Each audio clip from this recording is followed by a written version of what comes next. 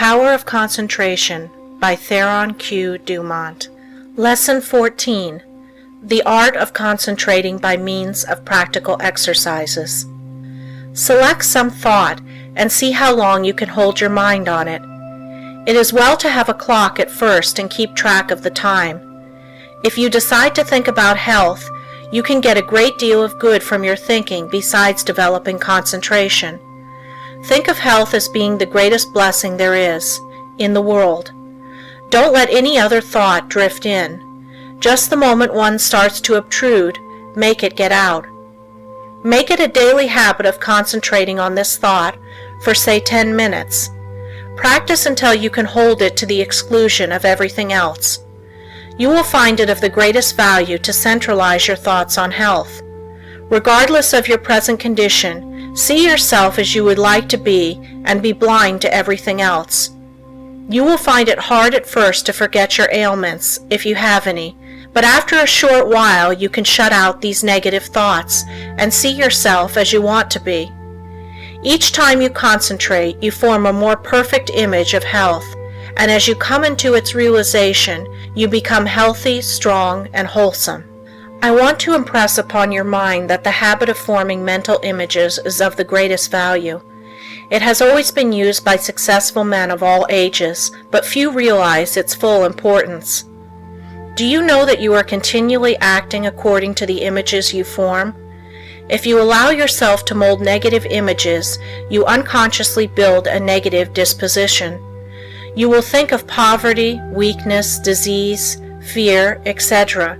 Just as surely as you think of these, will your objective life express itself in a like way. Just what we think, we will manifest in the external world. In deep concentration, you become linked with the great creative spirit of the universe, and the creative energy then flows through you, vitalizing your creations into form. In deep concentration, your mind becomes attuned with the infinite and registers the cosmic intelligence and receives its messages.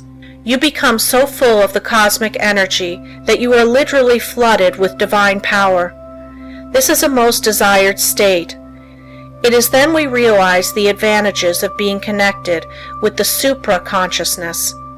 The supra-consciousness registers the higher cosmic vibrations.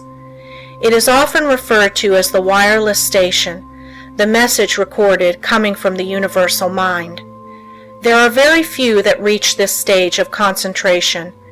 Very few even know that it is possible. They think concentration means limitation to one subject, but this deeper concentration that brings us into harmony with the infinite is that which produces and maintains health. When you have once come in contact with your supra-consciousness, you become the controller of your human thoughts. That which comes to you is higher than human thoughts. It is often spoken of as cosmic consciousness. Once it is experienced, it is never forgotten. Naturally, it requires a good deal of training to reach this state, but when you do, it becomes easier each time to do, and in the course of time you can become possessed of power which was unknown to you before.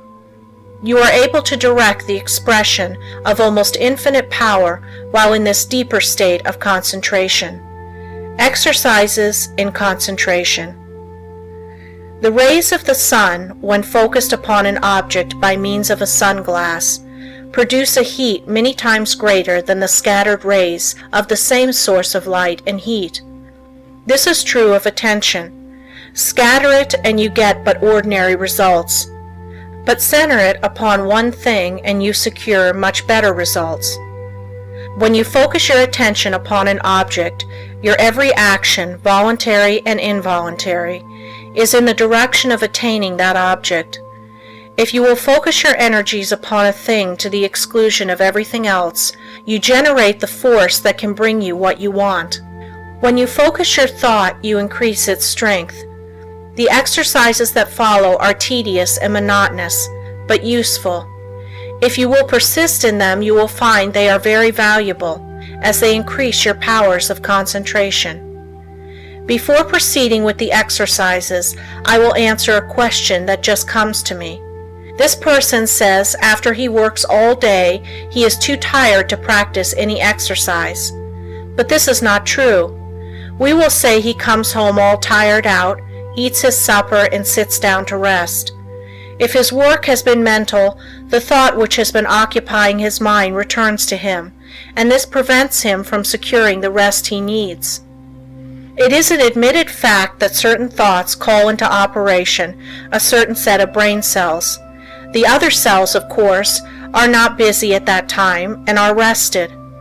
Now, if you take up something that is just different from what you have been doing during the day, you will use the cells that have not done anything and give those that have had work to do a rest. So you should regulate the evenings that you have and call forth an entirely different line of thought so as not to use the cells which you have tired out during the day. If you will center your attention on a new thought, you relieve the old cells from vibrating with excitement, and they get their needed rest. The other cells that have been idle all day want to work, and you will find you can enjoy your evenings while securing needed rest. Once you have learned to master your thoughts, you will be able to change them just as easily as you change your clothes. Remember, the real requisite of centering is to be able to shut out outside thoughts, anything foreign to the subject. Now, in order to control your intention, first gain control over the body. This must be brought under direct control of the mind under the control of the will. Your will is strong enough to do anything you wish, but you must realize that it is. The mind can be greatly strengthened by being brought under the direct influence of the will. When the mind is properly strengthened by the impulse of the will, it becomes a powerful transmitter of thought because it has more force. The best time to concentrate is after reading something that is inspiring, as you are then mentally and spiritually exalted in the desired realm. Then is the time you are ready for deep concentration. If you are in your room first, see that your windows are up and the air is good. Lie down flat on your bed without a pillow. See that every muscle is relaxed. Now breathe slowly, filling the lungs comfortably full of fresh air. Hold this as long as you can without straining yourself. Then exhale slowly. Exhale in an easy, rhythmic way. Breathe this way for 5 minutes, letting the divine breath flow through you, which will cleanse and rejuvenate every cell of brain and body. You are then ready to proceed. Now think how quiet and relaxed you are. You can become enthusiastic over your condition. Just think of yourself as getting ready to receive knowledge that is far greater than you have ever received before.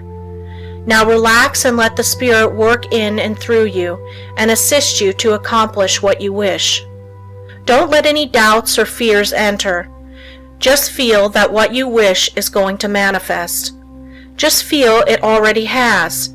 In reality, it has. For just the minute you wish a thing to be done, it manifests in the thought world. Whenever you concentrate, just believe it is a success. Keep up this feeling and allow nothing to interfere, and soon you will find you have become the master of concentration. You will find that this practice will be of wonderful value to you, and that rapidly you will be learning to accomplish anything that you undertake. It will be necessary to first train the body to obey the commands of the mind. I want you to gain control over your muscular movements. The following exercise is especially good in assisting you to acquire perfect control of the muscles. Exercise 1. Sit in a comfortable chair and see how still you can keep. This is not as easy as it seems. You will have to center your attention on sitting still. Watch and see that you are not making any involuntary muscular movements. By a little practice, you will find you are able to sit still without a movement of the muscles for 15 minutes. At first, I advise sitting in a relaxed position for 5 minutes. After you are able to keep perfectly still, increase the time to 10 minutes and then to 15. This is as long as it is necessary, but never strain yourself to keep still. You must be relaxed completely. You will find this habit of relaxing is very good. Exercise 2. Sit in a chair with your head up and your chin out, shoulders back. Raise your right arm until it is on the level with your shoulder, pointing to your right. Look around with head only, and fix your gaze on your fingers, and keep the arm perfectly still for 1 minute. Do the same exercise with left arm. When you are able to keep the arm perfectly steady, increase the time until you are able to do this 5 minutes with each arm. Turn the palm of the hand downward when it is outstretched, as this is the easiest position. If you will keep your eyes fixed on the tips of your fingers, you will be able to tell if you are keeping your arm perfectly still. Exercise 3. Fill a small glass of water and grasp it by the fingers. Put the arm directly in front of you. Now fix the eyes upon the glass and try to keep the arm so steady that no movement will be noticeable. Do this first for 1 moment and then increase it to 5. Do the exercise with first one arm and then the other. Exercise 4. Watch yourself during the day and see that your muscles do not become tense or strained. See how easy and relaxed you can keep yourself. See how poised you can be at all times. Cultivate a self-poised manner instead of a nervous, strained appearance. This mental feeling will improve your carriage and demure. Stop all useless gestures and movements of the body. These mean that you have not proper control over your body. After you have acquired this control, notice how ill at ease people are that they have not gained this control. I have just been sizing up a salesman that has just left me. Part of his body kept moving all the time. I just felt like saying to him, "Do you know how much better appearance you would make if you would just learn to speak with your voice instead of trying to express what you say with your whole body? Just watch those that interview you and see how they lack poise." Get rid of any habit you have of twitching or jerking any part of your body. You will find you make many involuntary movements. You can quickly stop any of these by merely centering your attention on the thought, "I will not." If you are in the habit of letting noises upset you, just exercise control. When the door slams or something falls, etc., just think of these as exercises in self-control. You will find many exercises like this in your daily routine. The purpose of the above exercises is to gain control over the involuntary muscular movement, making your actions entirely voluntary. The following exercises are arranged to bring your voluntary muscles under the control of the will, so that your mental forces may control your muscular movements. Exercise 5. Move your chair up to a table, placing your hands upon it, clenching the fists, keeping the back of the hand on the table and the thumb doubled over the fingers. Now fix your gaze upon the fist for a while, then gradually extend the thumb, keeping your whole attention fixed upon the act, just as if it was a matter of great importance. Then gradually extend your first finger, then your second, and so on, until you open the rest. Then reverse the process, closing first, the last one opened, and then the rest, and finally you will have the fist again in the original position with the thumb closed over the finger. Do this exercise with the left hand.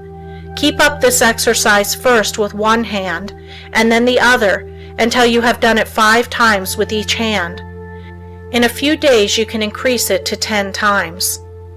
The chances are that the above exercises will at first make you tired, but it is important for you to practice these monotonous exercises so you can train your attention. It also gives you control over your muscular movement.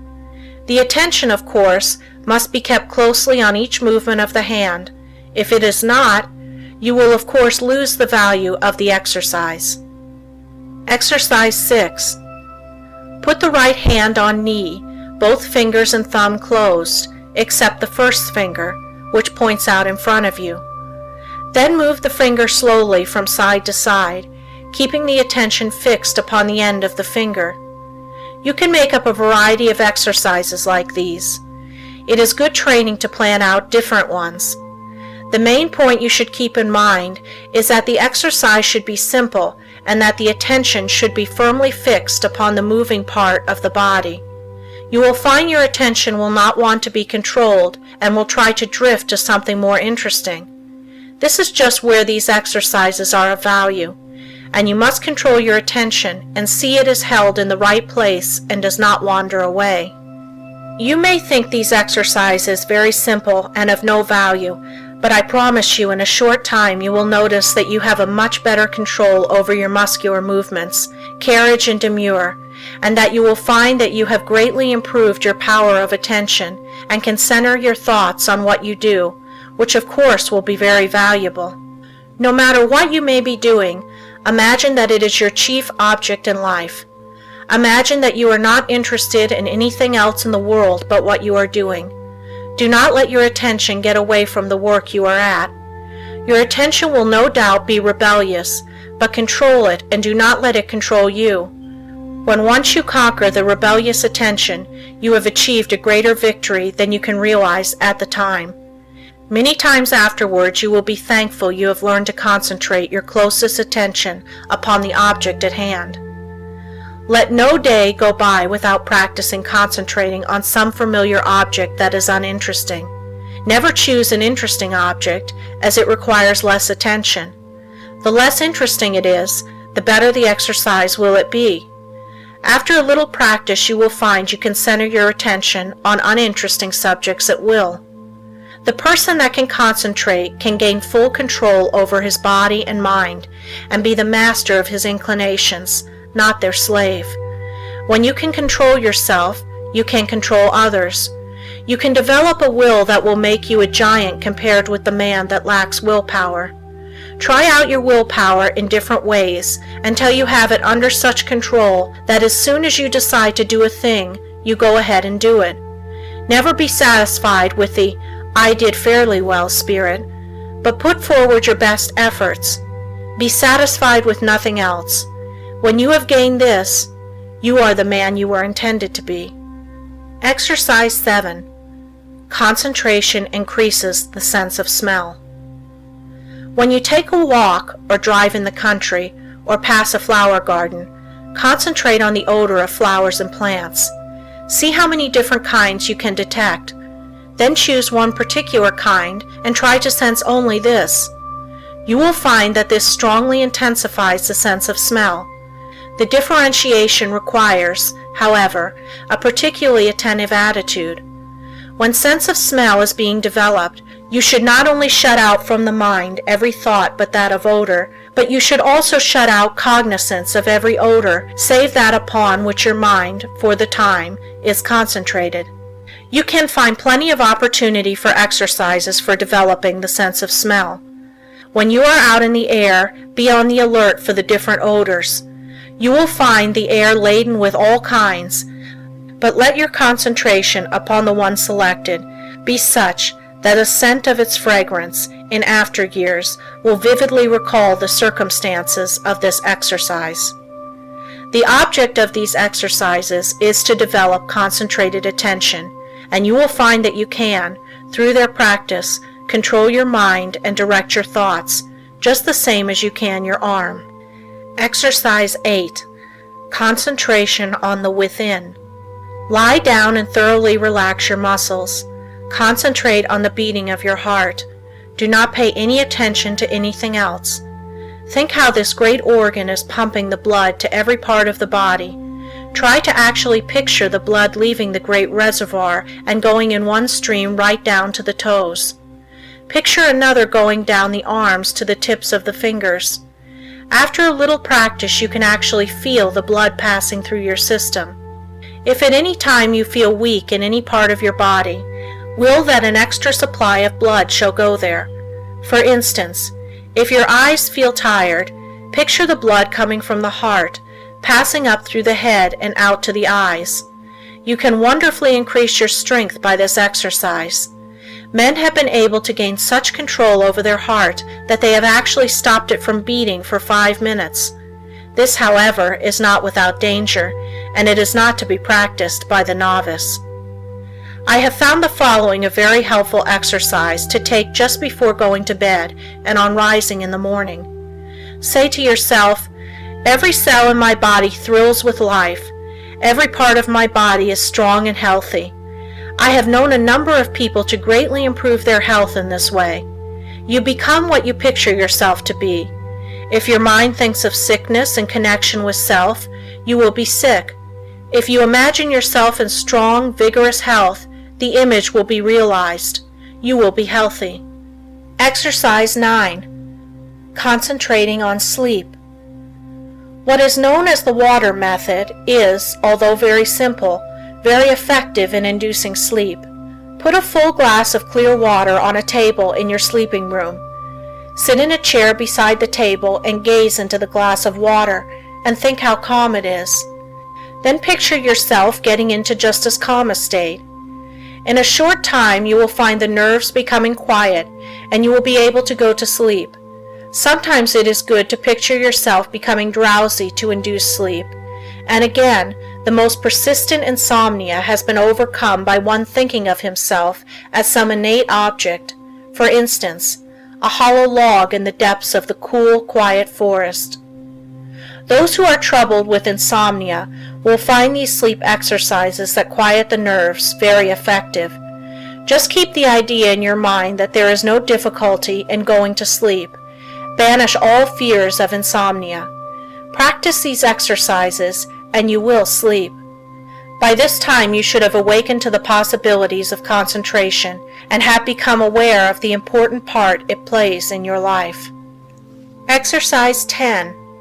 Concentration will save energy and appearance. Watch yourself and see if you are not in the habit of moving your hands, thumping something with your fingers, or twirling your mustache. Some have the habit of keeping their feet going, as for instance, tapping them on the floor. Practice standing before a mirror and see if you are in the habit of frowning or causing wrinkles to appear in the forehead. Watch others and see how they needlessly twist their faces in talking. Any movement of the face that causes the skin to wrinkle will eventually cause a permanent wrinkle. As the face is like a piece of silk, you can make a fold in it a number of times, and it will straighten out of itself. But if you continue to make a fold in it, it will in time be impossible to remove it. By concentration, you can stop the worry habit. If you are in the habit of worrying over the merest trifles, just concentrate on this a few minutes and see how needless it is. If you are also in the habit of becoming irritable or nervous at the least little thing, check yourself instantly when you feel yourself becoming so. Start to breathe deeply. Say, "I will not be so weak. I am a master of myself," and you will quickly overcome your condition. Exercise 11. By concentration, you can control your temper. If you are one of those that flare up at the slightest provocation and never try to control yourself, just think this over a minute. Does it do you any good? Do you gain anything by it?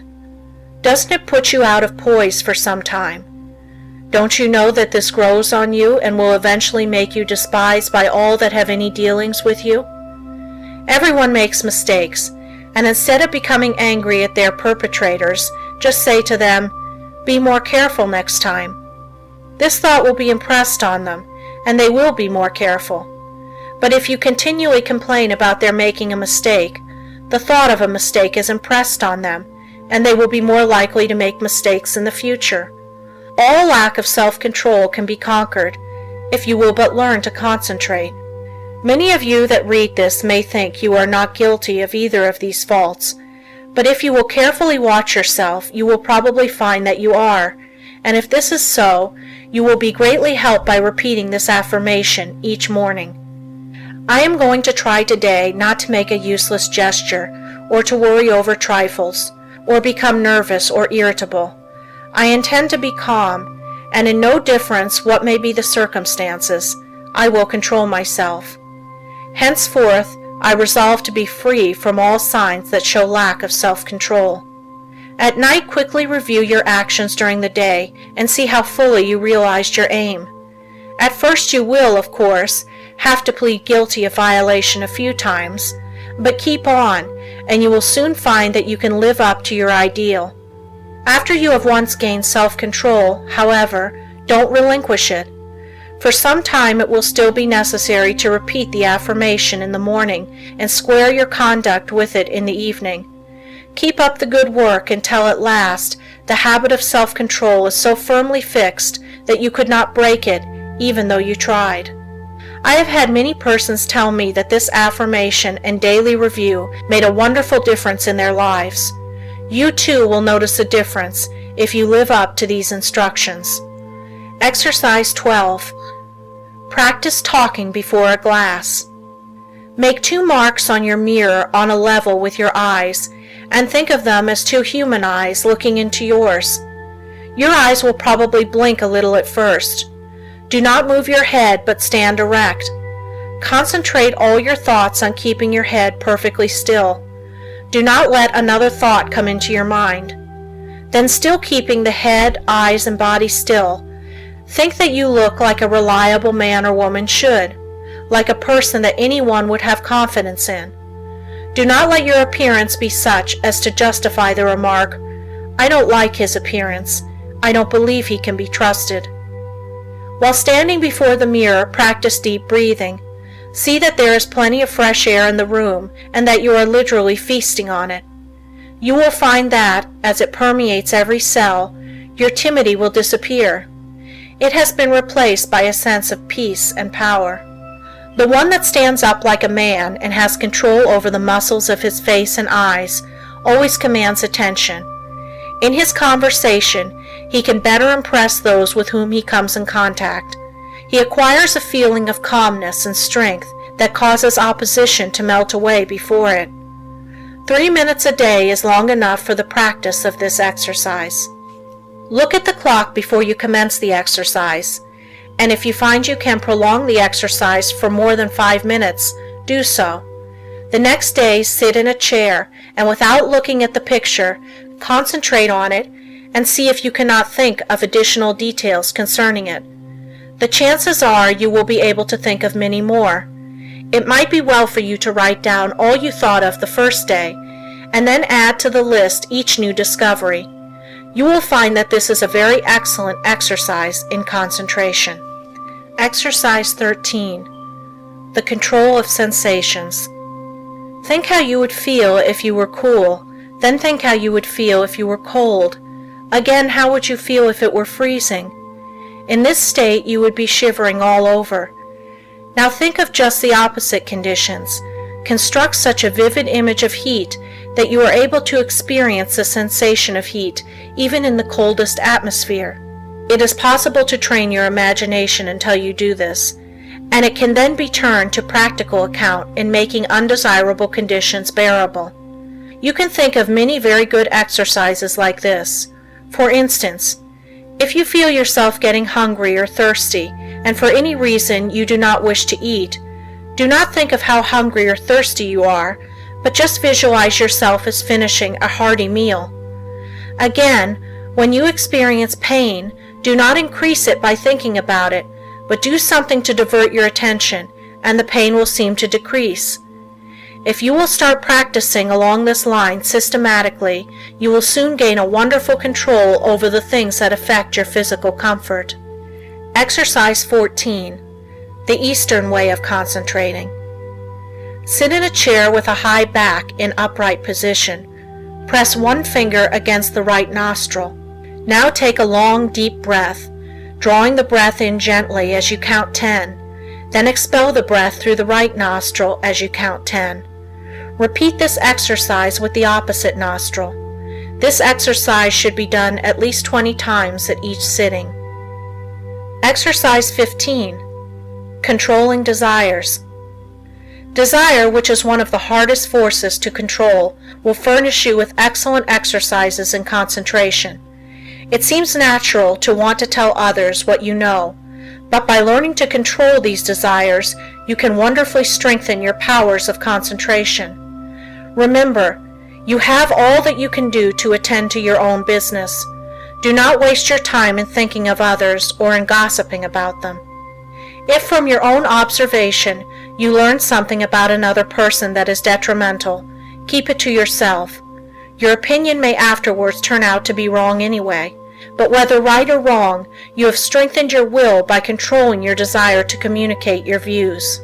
If you hear good news, resist the desire to tell it to the first person you meet, and you will be benefited thereby. It will require the concentration of all your powers of resistance to prohibit the desire to tell. After you feel that you have complete control over your desires, you can then tell your news. But you must be able to suppress the desire to communicate the news until you are fully ready to tell it. Persons that do not possess this power of control over desires are apt to tell things that they should not, thereby often involving both themselves and others in needless trouble. If you are in the habit of getting excited when you hear unpleasant news, just control yourself and receive it without any exclamation of surprise. Say to yourself, "Nothing is going to cause me to lose my self-control." You will find from experience that this self-control will be worth much to you in business. You will be looked upon as a cool-headed businessman, and this in time becomes a valuable business asset. Of course, circumstances alter cases. At times it is necessary to become enthused, but be ever on the lookout for opportunities for the practice of self-control. He that ruleth his spirit is greater than he that ruleth a city. Exercise 16. When you read. No one can think without first concentrating his thoughts on the subject in hand. Every man and woman should train himself to think clearly. An excellent exercise is to read some short story and then write just an abridged statement. Read an article in a newspaper and see how in a few words you can express it. Reading an article to get only the essentials requires the closest concentration. If you are unable to write out what you read, you will know you are weak in concentration. Instead of writing it out, you can express it orally if you wish. Go to your room and deliver it as if you were talking to someone. You will find exercises like this of the greatest value in developing concentration and learning to think. After you have practiced a number of these simple exercises, read a book for 20 minutes and then write down what you have read. The chances are that first you will not remember very many details, but with a little practice you will be able to write a very good account of what you have read. The closer the concentration, the more accurate the account will be. It is a good idea when time is limited to read only a short sentence and then try to write it down word for word. When you are able to do this, read 2 or more sentences and treat similarly. The practice will produce very good results if you keep it up until the habit is fixed. If you will just utilize your spare time in practicing exercises like those suggested, you can gain wonderful powers of concentration. You will find that in order to remember every word in a sentence, you must keep out every thought but that which you wish to remember, and this power of inhibition alone will more than compensate for the trouble of the exercise. Of course, success in all of the above depends largely upon cultivating, through the closest concentration, the power to image or picture what you read, upon the power, as one writer expresses it, of letting the mountains of which we hear loom before us, and the rivers of which we read roll at our feet. Exercise 17. Concentration overcomes bad habits. If you have a habit that you want to get rid of, shut your eyes and imagine that your real self is standing before you. Now try the power of affirmation. Say to yourself, "You are not a weakling. You can stop this habit if you want to. This habit is bad and you want to break it." Just imagine that you are someone else giving this advice. This is a very valuable practice. You, in time, see yourself as others see you. The habit loses its power over you and you are free. If you will just form the mental image of controlling yourself as another person might, you will take a delight in breaking bad habits.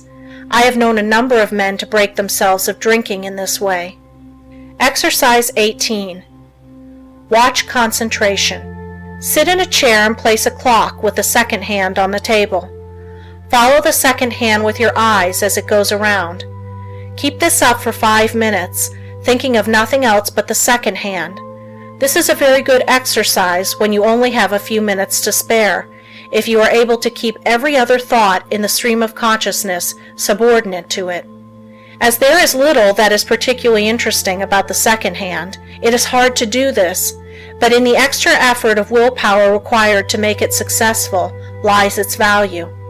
Always try to keep as still as possible during these exercises.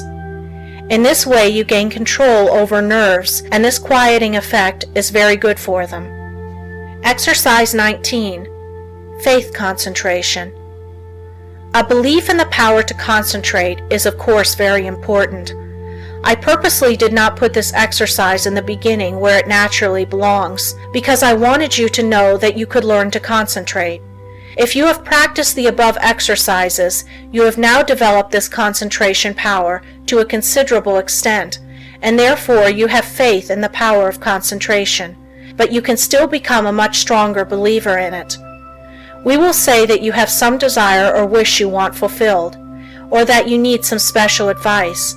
You first clearly picture what is wanted, and then you concentrate on getting it. Have absolute faith that your desires will be realized. Believe that it will, according to your belief, be fulfilled. Never at this time attempt to analyze the belief. You don't care anything about the whys and wherefores. You want to gain the thing you desire, and if you concentrate on it in the right way, you will get it. A caution. Never think you will not succeed, but picture what is wanted as already yours, and yours it surely will be. Self-distrust. Do you ever feel distrust in yourself? If you do, just ask yourself, which self do I mistrust? Then say, my higher self cannot be affected. Then think of the wonderful powers of the higher self. There is a way to overcome all difficulties, and it is a delight for the human soul to do so. Instead of wasting precious thought force by dreading or fearing a disagreeable interview or event, instead devote the time and concentrated thought in how to make the best of the interview or event, and you will find that it will not be as unpleasant as you thought it would be. Most of our troubles are but imaginary, and it is the mental habit of so dreading them that really acts as a magnet in attracting those that really do come. Your evil circumstances are created or attracted by your own negative fears and wrong thoughts, and are a means of teaching you to triumph over all evils by discovering that which is inherent within yourself. You will find it helpful in overcoming self-distrust to stop and think, why are you concentrating your forces? And by so doing, you become more closely attached to the higher self, which never distrusts.